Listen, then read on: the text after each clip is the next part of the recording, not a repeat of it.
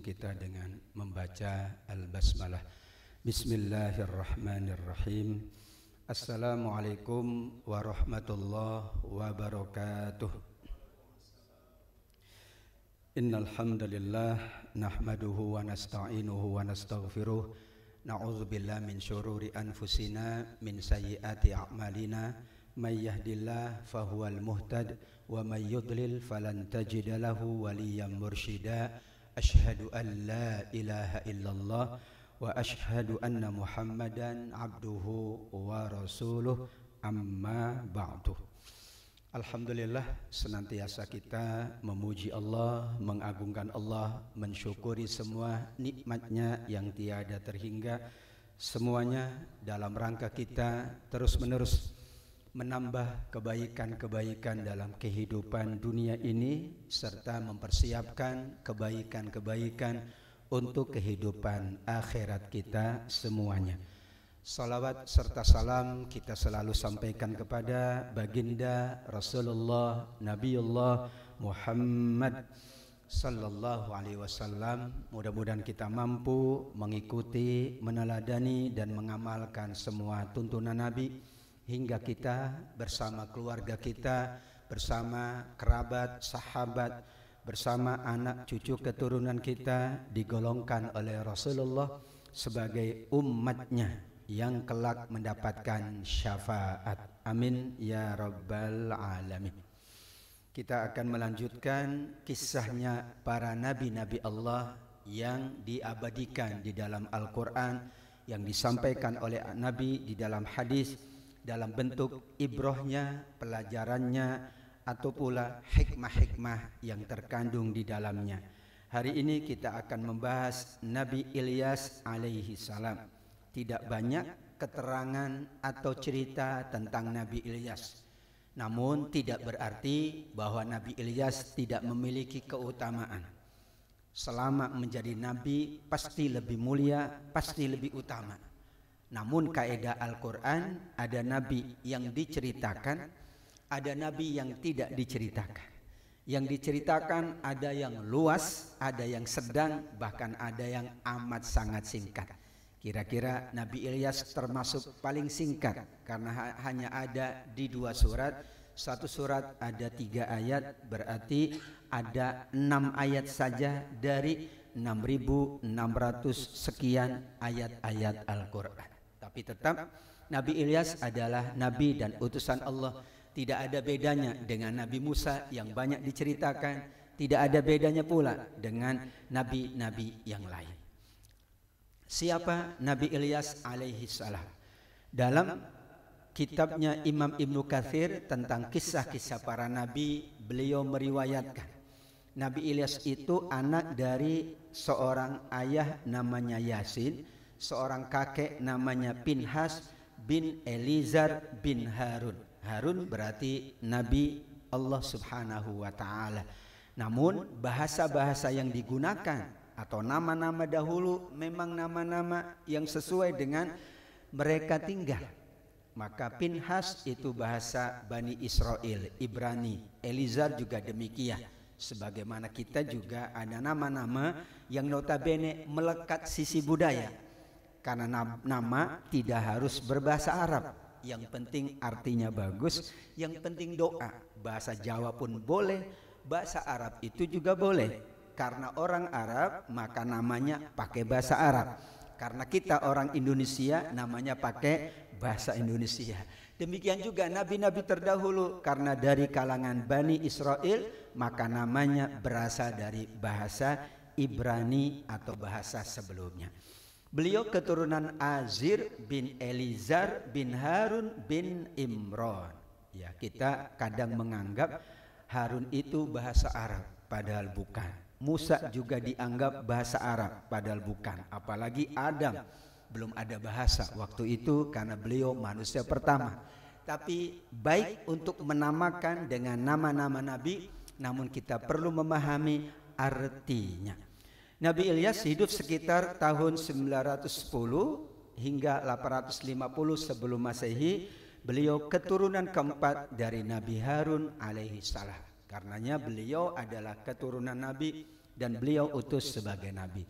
Tidak semua nabi melahirkan anak menjadi nabi, tidak. Termasuk baginda Nabi Muhammad, putranya tidak ada yang dijadikan nabi, karena Nabi Muhammad sudah nabi terakhir. Tidak mungkin ada nabi yang lain. Demikian juga para nabi sebelumnya, tidak otomatis Nabi Adam putranya tidak jadi nabi, Nabi Idris putranya tidak jadi nabi. Dan tidak ada masalah, karena inti dari kenabian adalah benar merupakan keutamaan dari Allah atau pilihan Allah Subhanahu wa taala. Kadang diambil dari garis keturunan secara langsung, kadang tidak. Namun itu adalah kehendak Allah Subhanahu wa taala. Sebagaimana tadi dikatakan, Nabi Ilyas diutus kepada Bani Israel di wilayah yang bernama Ba'labak atau Ba'al.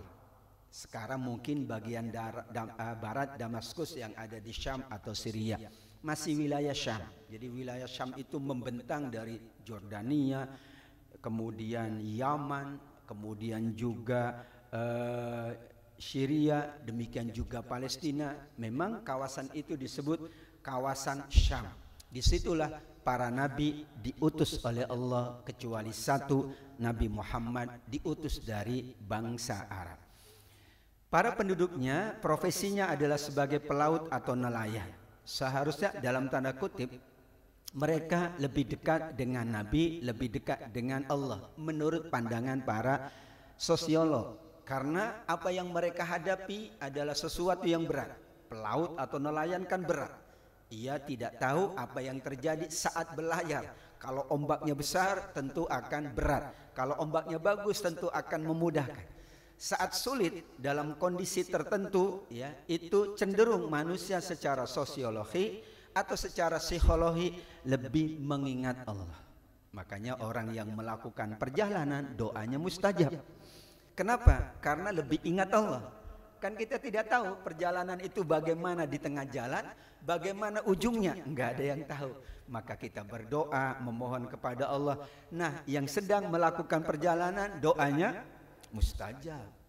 Ya, bayangkan orang yang lagi safar itu doanya mustajab. Kemanapun dia melakukan perjalanan, mau perjalanan umroh, mau perjalanan tugas, perjalanan keluarga. Alasannya karena dia sedang dekat dengan Allah.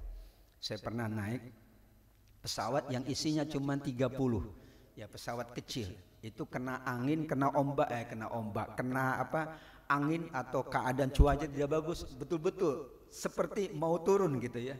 Semua yang ada di pesawat mengatakan Allah, Allah, Allah. Ya, kenapa? Karena khawatir terjadi sesuatu yang tidak diinginkan. Apalagi yang di dalam ombak di lautan. Itulah kenapa juga Fir'aun saat ombak menggulung dan hampir tenggelam, barulah dia ingat Allah. Amantu billadzi amanat bihi banu Israel. Kenapa? Karena keadaan yang tidak tahu, keadaan yang tidak pasti. Namun yang menjadi masalah, dahulu ada Nabi Ibrahim diutus kepada Bani Israel. Sebagian Bani Israel mengikuti, sebagian tidak. Termasuk kaumnya Ba'labak, kaum Nabi Ilyas tidak mengikuti, malah mereka menyembah beberapa patung atau berhala. Salah satu yang sangat tinggi nilainya, yang sangat dipuja, namanya Ba'al, Ba'lun atau Ba'labak. Ba'lun bahasa Arab, Ba'labak itu bahasa Ibrani. Sampai sekarang masih ada beberapa bangunan tempat mereka memuja berhala yang ada di Heliopolis, yang diyakini disitulah ada nama patung yang dipersonifikasikan sebagai seorang wanita. Jadi yang mereka sembah patung Baal, dan itu gambaran dari seorang wanita. Masya Allah. Itulah keadaan awal dari kaumnya Nabi Ilyas, kaum Baal atau kaum Ba'labak. Nama Baal aslinya adalah nama berhala atau patung yang mereka sembah. Kemudian dijadikan sebagai nama kabilah mereka yang tinggal di pesisir yang diajak oleh Nabi Ilyas alaihissalam. Itulah sedikit pengantar tentang biografi dari Nabi Ilyas dan kaumnya yang diutus oleh Allah Subhanahu wa taala. Cuman ada 2 surat saja. Surat pertama Al-An'am, surat kedua As-Saffat. Dan tidak banyak juga cerita-cerita yang disampaikan oleh Al-Quran. Cerita pertama, Al-An'am 84 sampai 86, Nabi Ilyas digolongkan oleh Allah salah satu dari nabi-nabi yang kita kenal sebagai nabi-nabi 25 nabi atau rasul. Maka di ayat 84 sampai 86, 18 nabi disebutkan oleh Allah, termasuk Nabi Ilyas. Allah awali dari, ini mohon maaf ya, terbalik tulisannya ya. Kami menganugerahkan kepada Ibrahim pertama Ishak, kemudian Yakub, kemudian keturunannya banyak sampai masuk kepada Nabi Nuh. Kemudian setelah itu ada keturunan dari Nabi Nuh, Nabi Daud, Nabi Sulaiman, Nabi Ayub, Nabi Yusuf, Nabi Musa, dan Nabi Harun. Mereka disebut oleh Allah sebagai Al-Muhsinin. Istilahnya Al-Muhsinin. Tapi di ayat yang lain tidak diistilahkan sebagai Al-Muhsinin, diistilahkan sebagai As-Solihin.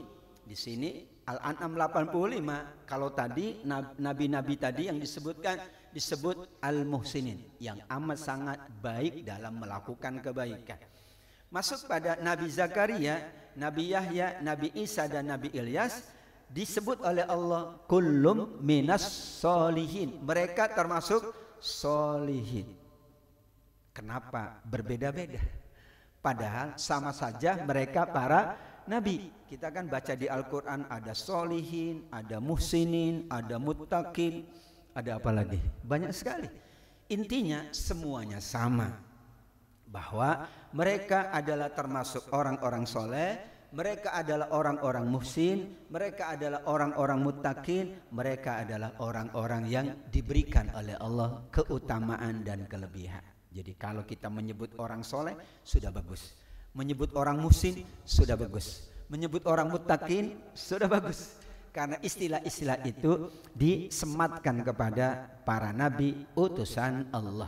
Kemudian Al-An'am 86, Nabi Ismail, Nabi Ilyasa, Nabi Yunus, dan Nabi Lut. Berarti Nabi Ilyas di ayat 85. Di sini Allah sampaikan wa kullan faddalna 'alal alamin. Semuanya dilebihkan derajatnya atas umat manusia, terjemahnya di masanya. Jadi ada sebuah catatan penting bahwa orang-orang memang lebih utama di masanya. Setelah itu datang orang-orang lagi yang utama, yang baik, yang soleh, yang muttaqi. Nanti mereka menjadi orang baik di masanya. Setelah itu ada kaum berikutnya, ada manusia berikutnya.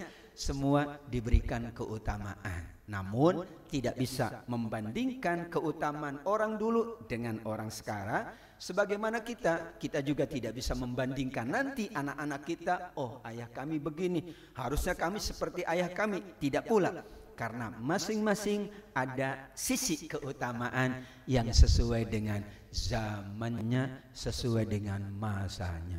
Kadang orang tua mengatakan kamu tidak perlu kuliah tinggi-tinggi, berarti tidak paham bahwa zamannya berbeda. Tidak perlu anak-anak punya handphone atau laptop, karena dulu orang tuanya tidak ada handphone, tidak ada laptop, berhasil juga.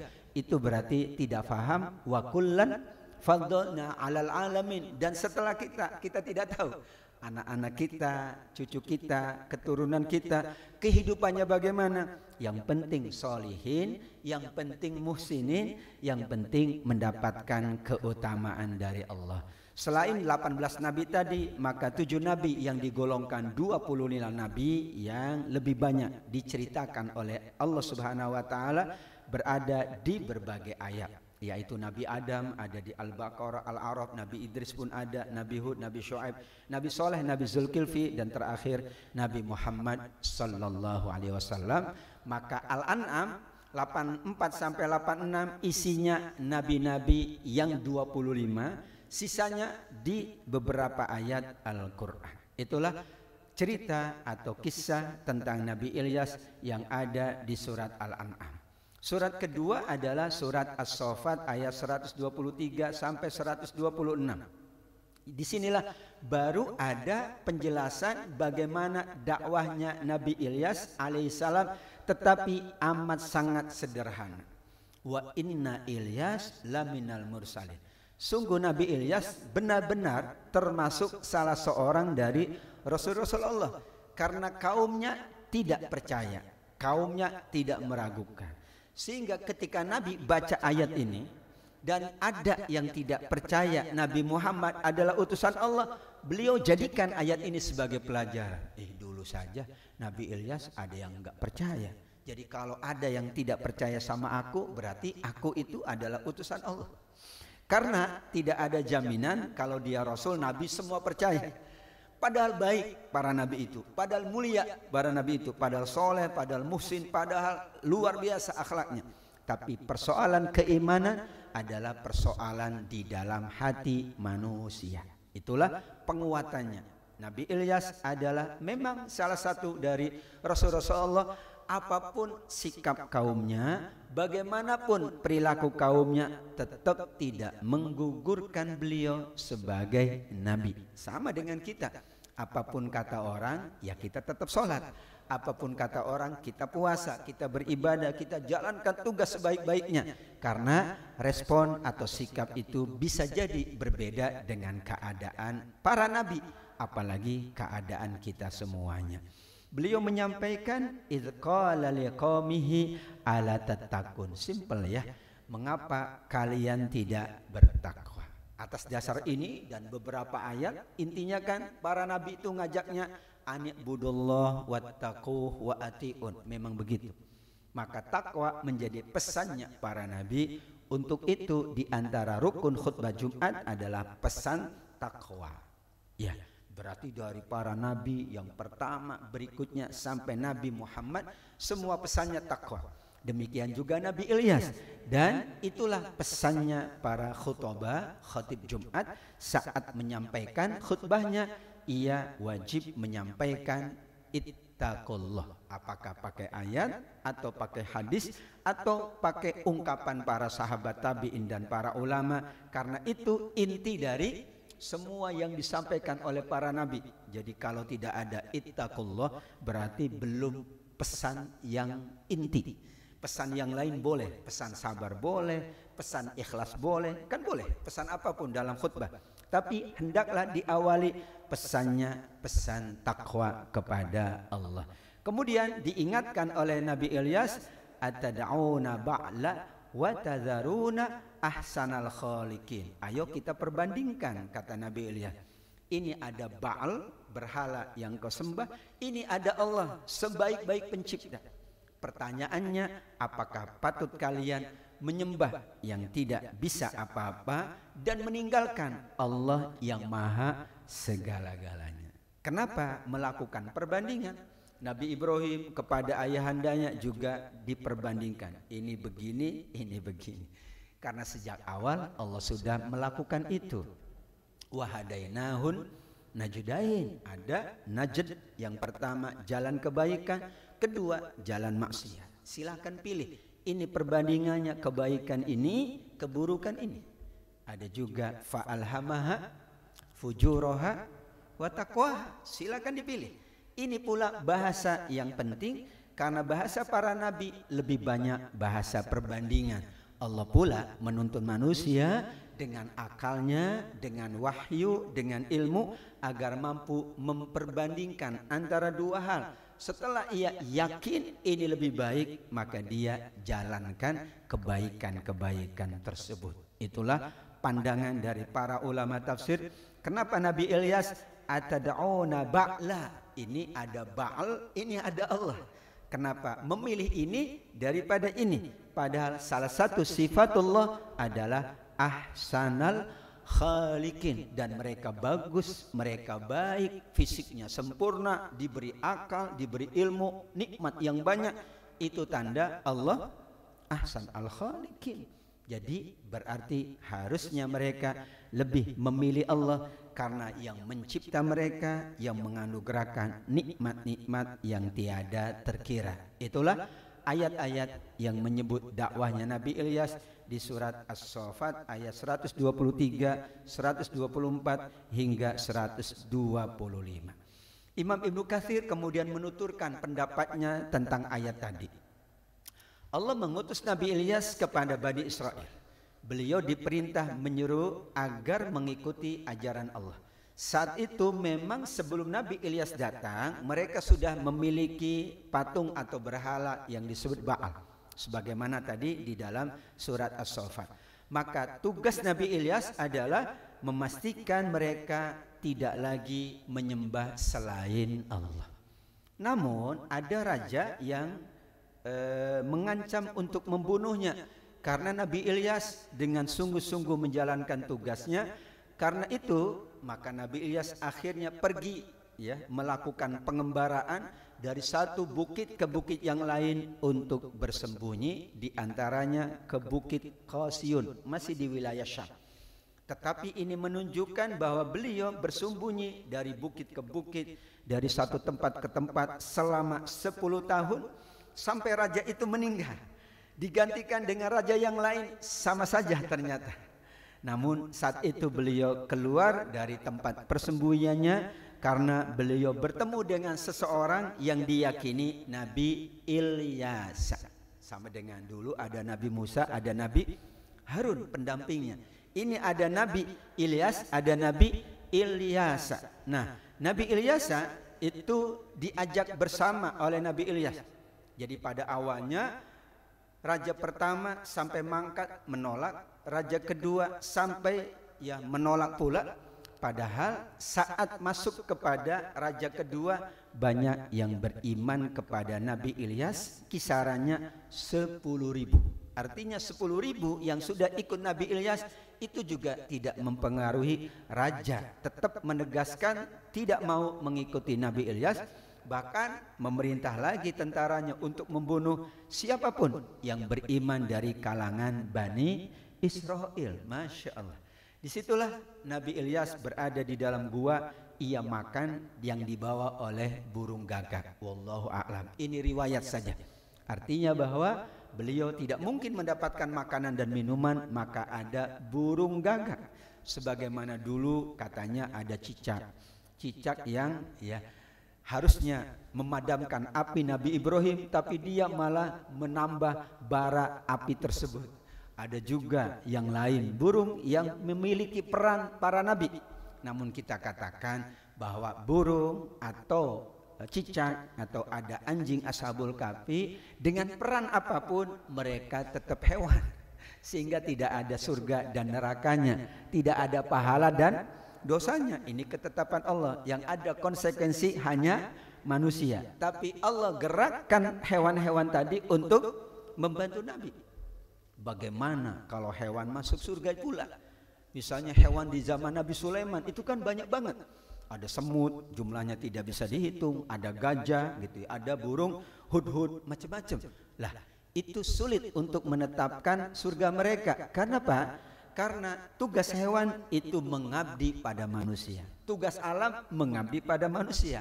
Allah ciptakan alam, hutan, Allah ciptakan gunung, Allah ciptakan air, Allah ciptakan hewan. Subhanallah, ternyata untuk manusia. Memang paling enak jadi manusia. Enggak enaknya ada catatannya, enggak enaknya ada konsekuensinya. Hewan tidak ada, tapi ada beberapa hewan yang membantu Nabi. Misalnya dulu ada burung yang Allah utus yang disebut dengan ababil, yang kemudian membantu saat Nabi Muhammad akan dilahirkan supaya Raja Abraha tidak bisa menghancurkan Ka'bah. Itulah isyarat dari hewan di dalam Al-Quran, hewan di dalam hadis, hewan-hewan yang membantu beberapa nabi, semua digerakkan oleh Allah. Namun namanya hewan tidak ada pahala, tidak ada dosa. Kalau ada dosa enak kita ya. Jadi kalau ada semut gigit dengan keras, kita bunuh saja. Kenapa? Karena ini orang lagi berdosa, makhluk berdosa. Kita tidak ada dosanya, maka kita tidak boleh membunuh sembarangan hewan. Tetapi kata Nabi diusir dulu kalau semut, ya, karena ini hewan kecil. Diusir, kalau tidak mau baru kemudian dibunuh. Tapi hewan-hewan buas memang boleh dibunuh. Semut kan bukan hewan buas. Ada lagi juga orang sangat mudah membunuh hewan-hewan kecil. Padahal dia memang sunnatullahnya hidup bersama kita. Itulah keadaannya. Nabi Ilyas berpindah-pindah dari satu tempat ke tempat yang lain, bahkan menembus lereng, gunung, sungai, hingga suatu hari dia menemukan rumah. Di dalam rumah itu ada seorang wanita Bani Israel yang sangat dermawan. Dari situlah dia bertemu Nabi Ilyas.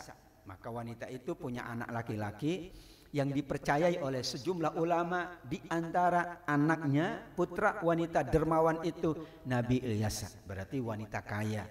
Ibunda dari Nabi Ilyas itu kaya. Maka saat itulah Nabi Ilyas memiliki ujian, yaitu penyakit yang sulit disembuhkan. Dia masih muda tapi sudah penyakitan. Maka sang bunda minta Nabi Ilyas mendoakan dan membantu penyembuhan putranya.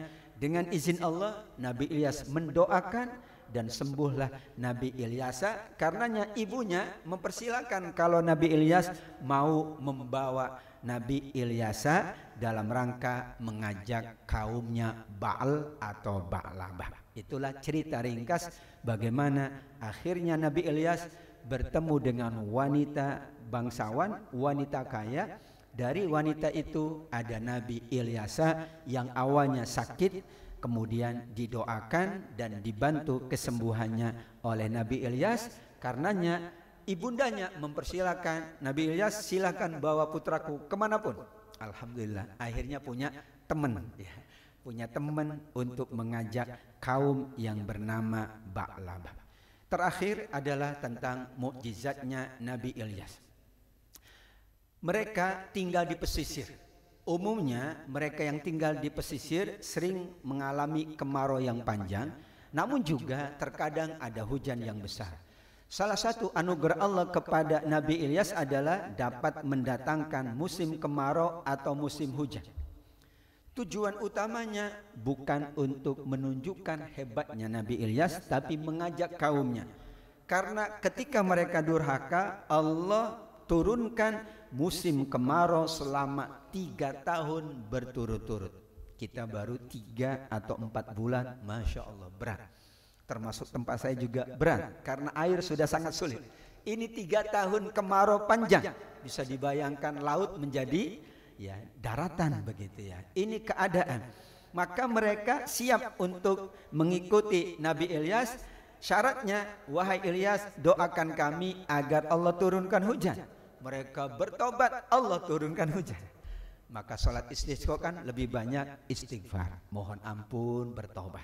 Ini juga isyarat bahwa dulu Nabi Ilyas ketika kaumnya mengalami kemarau panjang, bahkan 3 tahun berturut-turut tanpa ada hujan. 3 tahun tidak ada hujan, bisa dibayangkan. Tapi orang dulu tangguh-tangguh ya. Mungkin kalau kita 3 tahun sepertinya wallahu a'lam. Tetap saja mereka kesulitan dan memohon Nabi Ilyas berdoa, Allah turunkan hujan karena mereka bertobat. Setelah selesai, sudah kembali turun hujan, mereka ingkar lagi kepada Allah. Kemudian Nabi Ilyas pun berdoa agar Allah cabut kembali nikmatnya, yaitu nikmat hujan. Akhirnya bencana kemarau yang lebih panjang. Itulah isyarat bahwa Nabi Ilyas pernah berdoa, kemudian Allah hilangkan kemarau dan turunkan hujan. Pernah berdoa, kemudian dari turun hujan dibuatlah kemarau oleh Allah karena mereka tidak lagi bertobat kepada Allah Subhanahu wa taala. Nabi Ilyas melakukan perjalanan hampir selama 10 tahun dari satu lokasi ke lokasi yang lain. Bahkan bukan dari rumah ke rumah, bisa dibayangkan dari gunung ke gunung, dari bukit ke bukit.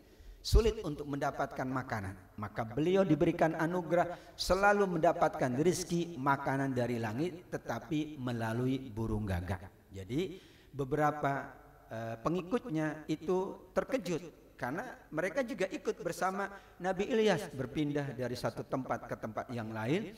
Namun ketika mereka masuk ke tempatnya Nabi Ilyas, selalu ada makanan yang tersaji. Mirip dengan Nabi Isa, ma'idatam minasama, diturunkan hidangan dari langit. Mirip dengan Maryam. Maryam pun sama, setiap kali ia beribadah di mihrabnya, setiap kali Zakaria datang, selalu tersaji makanan dan minuman dalam berbagai jenisnya. Itulah yang dikagumi oleh Nabi Zakaria. Itulah pula anugerah Allah kepada Nabi Ilyas. Nabi Muhammad SAW juga mendapatkan anugerah itu. Tetapi beliau anugerahnya bukan makanan turun dari langit, tapi anugerahnya adalah dapat memperbanyak makanan, menggandakan makanan. Tapi kalau ada sekarang yang menggandakan uang, itu bukan, itu tidak benar. Kalau Nabi iya, karena ada mukjizatnya menggandakan makanan. Tetapi bukan dalam arti seperti orang memahami tadinya ada 10 bungkus tiba-tiba jadi 100, enggak. Karena riwayatnya mengatakan ketika Nabi diundang oleh sahabatnya untuk makan, sahabat itu hanya mengundang Nabi. Nabi, aku hanya mengundangmu karena makanan di rumah hanya cukup untuk kami dan engkau. Oh oke, kata Nabi, naam, aku akan datang. Jangan beritahu yang lain wahai Nabi, khawatir nggak cukup makanannya. Tapi Nabi malah mengajak semua sahabatnya, sahabat kita diundang makan di rumah fulan. Masya Allah, terkejutlah sahabat itu. Kata Nabi, kamu sajikan aja yang ada di rumah. Ya memang hanya cukup untuk 3 menurut logika manusia. Cuman cukup untuk tiga orang. Tapi kata Nabi, sahabat masuknya bergantian, 5 orang, 10 orang, selesai langsung keluar, jangan ngobrol di dalam. Jadi 10 orang masuk, makan, selesai, itu tidak pernah habis makanannya. Itulah cara Nabi dengan izin Allah memperbanyak makanan. Ada juga S dan K-nya, syarat dan ketentuan berlaku, bukan tiba-tiba. Makanya kalau tiba-tiba itu ya tiba-tiba namanya juga ya. Tapi Nabi juga ada petunjuk dari Allah agar manusia tetap ikhtiar, tidak boleh mengandalkan hal-hal yang tiba-tiba. Namun suatu saat ada rizki dari Allah yang disebut dengan min haitsu la yahtasib. Yang ketiga, Allah berkenan melipat gandakan amal ibadah Nabi Ilyas karena waktunya sangat terbatas, ia harus berpindah-pindah. Karenanya di dalam hadis Imam Bukhari juga dikatakan orang yang bermusafir, orang yang melakukan perjalanan dari satu waktu ke waktu yang lain, saat dia beramal itu Allah lipat gandakan pahalanya. Kenapa? Karena dia tidak bisa tinggal di satu tempat. Misalnya dulu ada nomaden ya, tidak pernah tinggal lama di satu tempat karena urusan keadaan, mungkin cuaca, mungkin juga tugas. Maka sepanjang perjalanannya laukana muqiman shahihan, meskipun ia sholat 2 rakaat jamak dan qashar misalnya, dihitungnya tetap 4 bahkan lebih dari itu. Kenapa? Karena orang musafir itu berat. Bahkan Aisyah menyebutkan bahwa as-safar nisfun minal azab atau kit'atun minal azab. Perjalanan itu adalah ya potongan-potongan atau kepingan-kepingan dari azab. Karenanya tidak ada orang yang enjoy perjalanan. Ya mungkin kalau seminggu 2 minggu, bayangkan kalau setahun 2 tahun. Karena dia tetap ingin berada di rumah, ingin bersama keluarga, ingin bersama tetangga, ingin menjalankan itu tidak dalam kondisi berpindah-pindah. Itulah kesulitan orang berpindah-pindah.